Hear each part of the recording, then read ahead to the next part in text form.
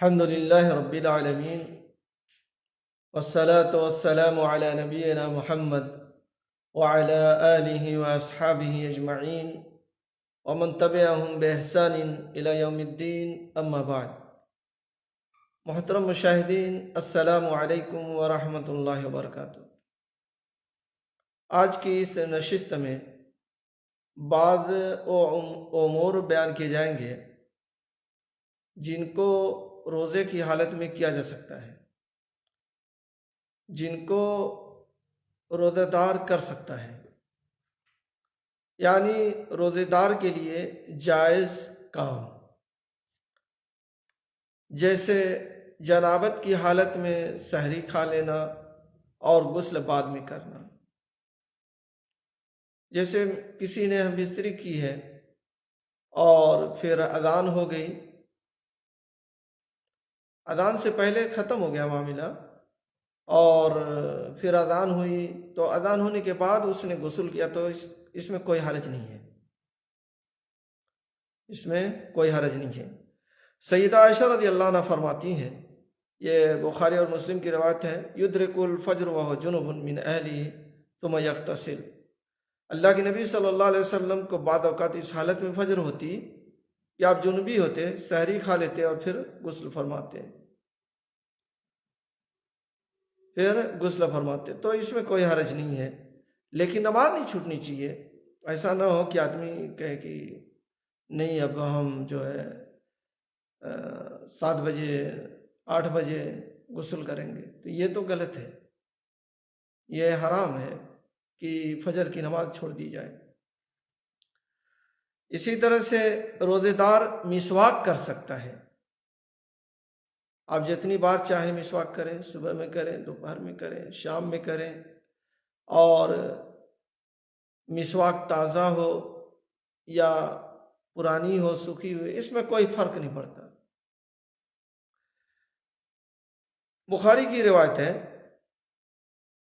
سیدنا عامر بن ربیہ فرماتے ہیں کہ رأیت النبی صلی اللہ علیہ وسلم یستاک وہو صائم، میں نے نبی صلی اللہ علیہ وسلم کو روزے کی حالت میں مسواک کرتے ہوئے دیکھا. روزے کی حالت میں میں نے اللہ کے نبی صلی اللہ علیہ وسلم کو مسواک کرتے ہوئے دیکھا.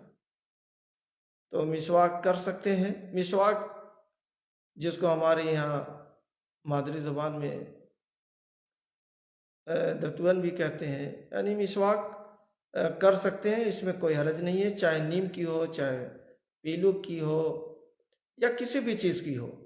اس میں کچھ تو ذائقہ رہتا ہے لیکن اس سے کوئی حرج نہیں ہے، مسواک کر سکتے ہیں. بلکہ ایک روایت میں ہے کہ میں نے بہت بار اللہ کے نبی صلی اللہ علیہ وسلم کو روزے کی حالت میں مسواک کرتے ہوئے دیکھا. تو اللہ کے نبی روزے کی حالت میں مسواک کرتے تھے، اس لیے مسواک کرنا چاہیے. اور بعض لوگ اس غلط فہمی میں مبتلا رہتے ہیں کہ روزے دار کے منہ کی بو اللہ کی یہاں مشک سے زیادہ افضل اور بہتر ہے، تو ہم جب مسواک کریں گے تو بو نہیں رہے گی.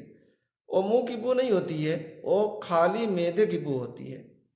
صفائی تو رکھنا ہے، دانتوں کی صفائی رکھنا ہے، جسم کی صفائی رکھنا ہے، یہ تو مطلوب ہے. اور جو بو ہے وہ دانتوں کی بدبو نہیں ہوتی ہے، وہ خالی پیٹ کی بو ہوتی ہے.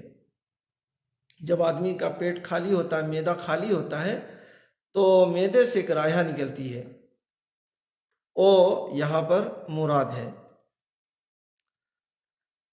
تو آپ مسواک کر سکتے ہیں. اسی طرح سے بعض لوگ سوال کرتے ہیں ٹوتھ پیسٹ، معجون الاسنان، ٹوتھ پیسٹ جو ہے اس کو بھی، یعنی اگر اس کو رات میں کریں تو زیادہ بہتر ہے، لیکن اس کو بھی کر سکتے ہیں اگر اس کا ذائقہ اندر نہیں جاتا ہے.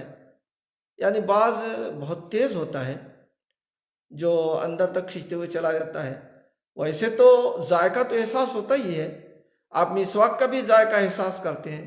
جب آپ مسواک کرتے ہیں تو تھوڑا تیتاپن آپ کو احساس ہوتا ہے، نیم کا ہے تو تازہ نیم کی ہے، یا تازہ پیلو کا ہے تو کافی اثردار ہوتا ہے ہونٹ وغیرہ پر، منہ وغیرہ میں. تو یہ جائز ہے، یہ درست ہے، لیکن یہ کہوں گا کہ ٹوتھ پیسٹ کو اگر مؤخر کیا جائے تو زیادہ بہتر ہے۔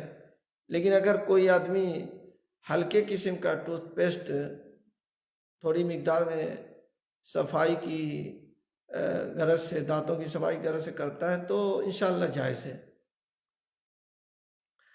اسی طریقے سے ناک میں پانی چڑھانا، جب آپ وضو کرتے ہیں تو اس میں وضو کے اندر حدیث میں آتا ہے بالغ فی الاستنشاق الا ان تکون صائم، یعنی وضو اچھی طرح پورا کرو اور ناک میں پانی اچھی طرح چڑھاؤ، مگر روزے کی حالت میں نہیں۔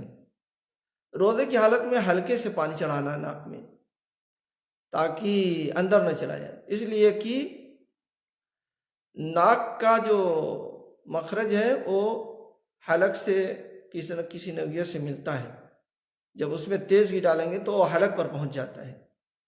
اس لیے روزے کی حالت میں ایسا نہیں کرنا، یعنی ہلکے سے وضو کرتے ہیں تو ہلکے سے پانی ناک میں چڑھائیں، اور دنوں کی طرح سے نہیں۔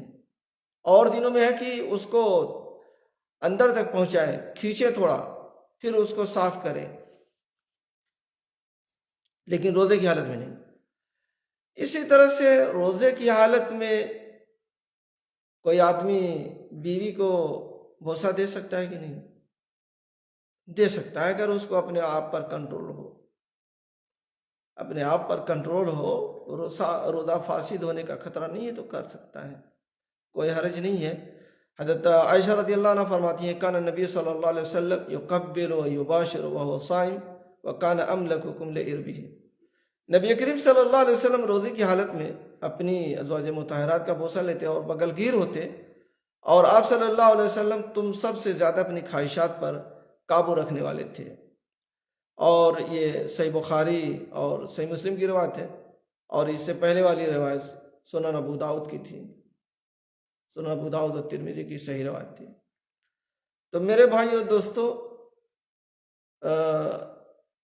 آپ جو ہے اگر اپنے نفس پر کنٹرول رکھتے ہیں تو کوئی حرج نہیں۔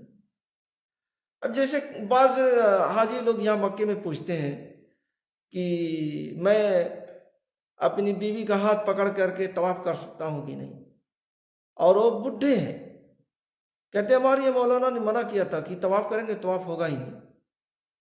بھئی کیسے نہیں ہوگا؟ ایک عمر دراز آدمی جانتا ہے، جو ابھی جلدی جس کی نئی نئی شادی ہوئی ہے اس کو ہو سکتا ہے کہ بیوی کا ہاتھ پکڑنے سے وہ اپنے اوپر قابو نہ رکھ سکے، لیکن جن کو شادی ہوئے 5 سال ہو گئے، 10 سال ہو گئے، 20 سال ہو گئے، میں سمجھتا ہوں کہ وہ اپنے نفس پر زیادہ کنٹرول رکھتے ہیں۔ تو آدمی خود دیکھ لے کہ وہ کس پوزیشن میں ہے، کس طرح کا ہے، وہ کنٹرول رکھتا ہے تو ٹھیک ہے، کوئی حرج نہیں ہے، اور نہیں تو پھر بچے اس سے۔ اسی طرح سے کیا عورت کھانے کا ذائقہ چکھ سکتی ہے کہ نہیں، اس کی بھی اجازت ہے۔ سیدنا ابن عباس رضی اللہ عنہما فرماتے ہیں لا باس ان یتطعم القدر او الشیء، ہڈیا یا کسی چیز کا ذائقہ معلوم کرنے میں کوئی حرج نہیں ہے، یعنی ذائقہ زبان پر رہے، پھر اس کو بعد تھوک دیں، حلق کے اندر نہیں، حلق کے اندر نہ جائے۔ زبان پر کوئی چیز آتی ہے تو معلوم ہو جاتا ہے کہ وہ کیسا ہے۔ اور میں سمجھتا ہوں کہ آج کے زمانے میں تو اس کی اب ضرورت ہی نہیں رہ گئی ہے، ہر آدمی تو بیمار ہے، کسی کو بلڈ پریشر نمک سے پرہیزی ہے، تو کسی کو شوگر ہے اس سے پرہیزی ہے، بلکہ آج کل کے حساب سے تو ہر آدمی کو نمک ویسے ہی کم کھانا چاہیے، اور نمک نہ ہو بعد میں تھوڑا سا نمک ڈال لیں، یہ زیادہ مناسب ہے۔ اسی طرح سے آنکھ میں سرما لگانا یہ بھی جائز ہے، آنکھ میں سرما لگا سکتے ہیں، دوا وغیرہ ڈال سکتے ہیں، کان میں ڈال سکتے ہیں، ناک میں نہیں ڈالنا چاہیے، ناک میں ڈالنے سے فوراً حلق پر پہنچ جاتا ہے اور اگر آنکھ میں ڈالنے سے حلق پر جانے کا خطرہ ہو تو نہ ڈالیں.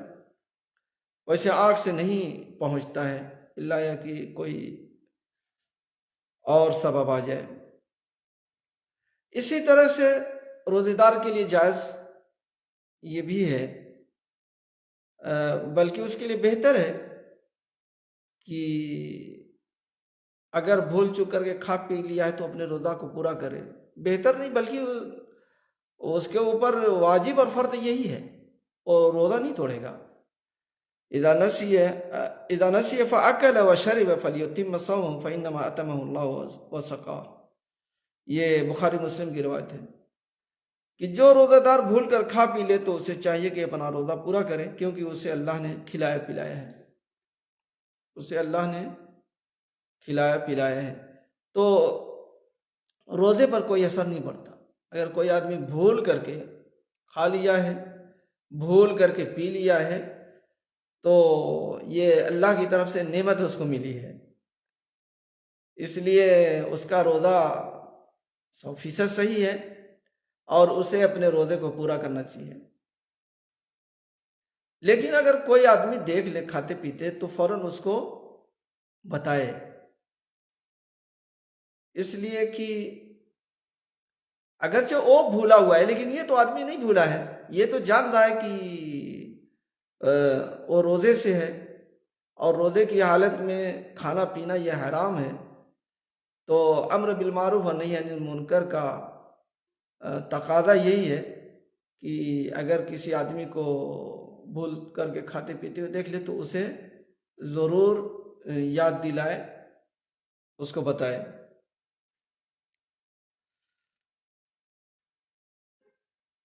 حالت روزہ میں غسل کرنا، روزے کی حالت میں غسل کرنا یہ بھی ایک جائز عمل ہے. بلکہ اگر کسی آدمی کو دھوپ لگ گئی ہے اور جسم بالکل کمزور ہو گیا ہے تو اسے نہانا چاہیے، اسے غسل کر کے طاقت حاصل کرنی چاہیے. روزے کا مطلب یہ نہیں ہے کہ آپ مریل ہو جائیں، آپ جو ہے بالکل گھر میں سے نکلے نہیں، بستر پر سوئے رہے. نہیں، اگر ایسی کمزوری آ گئی ہے تو اسے نہانا چاہیے. اس لیے کہ جب آدمی غسل کرتا ہے، نہاتا ہے، تو جو جسم کے اوپر جو بال ہوتے ہیں وہ سب پانی کو جذب کرتے ہیں، اس سے اس کو طاقت ملتی ہے. اور ایک بار تو میں خود دیکھا اپنے اوپر، بہت کمزور ہو گیا تھا اور جیسے چلنے پھرنے کی طاقت نہ ہو، لیکن غسل کیا تو پھر اس کے بعد میرے اندر طاقت پہنچی. سیدنا ابو بکر رضی اللہ عنہ فرماتے ہیں کہ مجھے ایک بیان کرنے والے نے کہا کہ لقد رأيت رسول اللہ صلی اللہ علیہ وسلم بالعرج يصب على راس الماء وهو صائم من العطش او من الحر. میں نے اللہ کے نبی صلی اللہ علیہ وسلم کو مقام عرج پر دیکھا کہ آپ گرمی یا پیاس کی وجہ سے اپنے سر پر پانی بہا رہے ہیں. اللہ کے نبی صلی اللہ علیہ وسلم گرمی کی وجہ سے یا پیاس کی وجہ سے اپنے سر پر پانی بہا رہے ہیں. تو یہ جائز اور درست عمل ہے، یہ ناجائز نہیں. بعض لوگ کہتے ہیں کہ روزہ رکھے ہو تو اب کیا غسل کر رہے ہو، کیوں طاقت حاصل کر رہے ہو. نہیں، ایسا نہیں ہونا چاہیے. طاقت تو مطلوب ہے، طاقت تو حاصل کرنا چاہیے. طاقت حاصل ہوگی تبھی تو آپ جو ہے صحیح ڈھنگ سے عبادت کر پائیں گے. تو یہ بھی چیز جائز اور درست ہے، آدمی کر سکتا ہے. اسی طریقے سے خون نکلوانا، تھوڑا سا خون نکلوانا، جیسے آپ کو شوگر ٹیسٹ کرانا ہے اور اس کے لیے تھوڑا سا خون نکالنا ہے تو اس سے کوئی حرج نہیں ہے، کوئی حرج نہیں ہے، یہ بھی جائز ہے. لیکن خون تبرع کرنا، کسی کو دینا خون، یہ چیز افطاری کے بعد ہی ہونی چاہیے، روزے کی حالت میں نہیں. لیکن خون ٹیسٹ کے لیے تھوڑا سا نکالنا، اس سے کوئی حرج نہیں ہے۔ اسی طرح سے نکسیر پھوٹ جائے تو روزہ نہیں ٹوٹتا، قے آ جائے تو بھی روزہ نہیں ٹوٹتا۔ ہاں، قے اپنے آپ سے، آپ خود قے کو طلب کریں، یعنی انگلی ڈال کر کے آپ قے کریں کہ مجھے قے آئے، الٹی آئے، تو پھر روزہ ٹوٹ جائے گا۔ لیکن خود بخود قے آتی ہے تو روزہ نہیں ٹوٹتا۔ جیسے احتلام ہے، احتلام ہونے سے روزہ نہیں ٹوٹتا، لیکن اگر آپ ہاتھوں سے منی کو نکالتے ہیں تو روزہ ٹوٹ جائے گا۔ تو ان سب چیزوں کو بھی جاننا چاہیے۔ اسی طرح سے حیض و نفاس ہے، اس سے روزہ ٹوٹ جاتا ہے، لیکن استحاضہ کا خون ہے، اس سے روزہ نہیں ٹوٹتا۔